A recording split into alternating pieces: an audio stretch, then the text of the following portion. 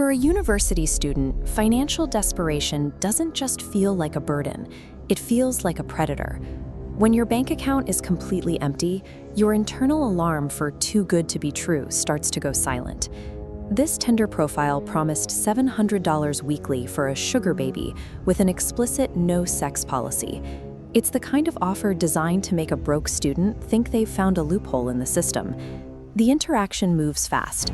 A match, a quick Venmo transaction, and suddenly $700 clears. Before the initial shock wears off, the man, Jack, insists on moving the conversation off-app to send her a pickup address. Once the money clears, the brain begins a dangerous process of rationalization. If the payment is real, we tell ourselves, the person behind it must be legitimate. Financial relief acts as a blindfold, turning a suspicious request into a reasonable errand. The first errand leads her to a house that looks like a skeletal remain. It's a decaying structure with a broken fence, sitting in sharp, ugly contrast to the perfectly well-kept neighborhood surrounding it. In the doorway, a huge, heavily tattooed man, taking up the entire frame, holds out a damp, stained cardboard box. She places the box in her trunk, wanting to leave as quickly as possible.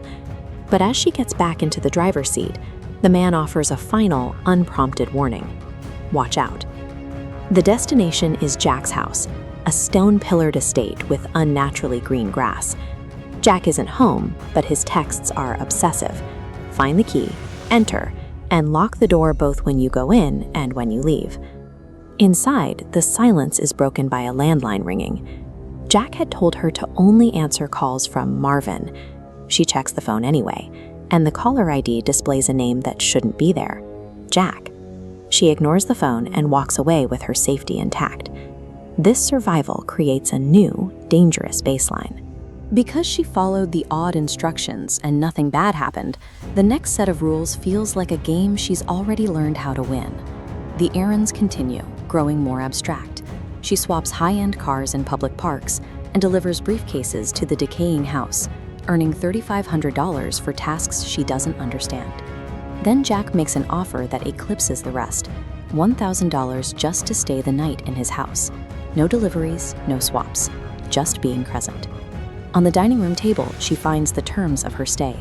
It's a physical list of rules held down by an empty glass, detailing a night that is meticulously scheduled. The house is now a minefield of forbidden actions. Faucets cannot be touched between 9 and 11 p.m. If a specific hallway closet is open, her entire night must be spent in the library. If closed, the bedrooms. In the library, there is a final instruction. She must turn on the television and ensure it plays white static all night.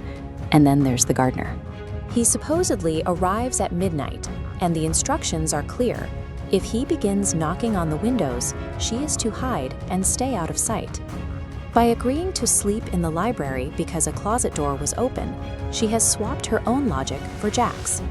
The rules are nonsensical, but once you begin to organize your life around them, you've already surrendered your autonomy to the person who wrote them. She locks herself in the library and waits. The house feels heavy, governed by the ticking clock and the strange list on the table.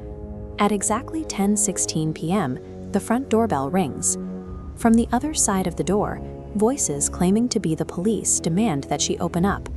They are loud, aggressive, and insistent. When she doesn't move, the tactic changes. The aggressive tone disappears, replaced by a voice that sounds exactly like Jack, pleading with her to let him in. He sounds small, desperate, and familiar. The danger here isn't a forced entry, it's a test of social conditioning. It's much harder for most people to ignore a person in distress than it is to ignore a threat, and the house is waiting for her to let her guard down for the sake of being helpful. Morning arrives, and with it, a sense of relief. She finds Jack in the kitchen making breakfast.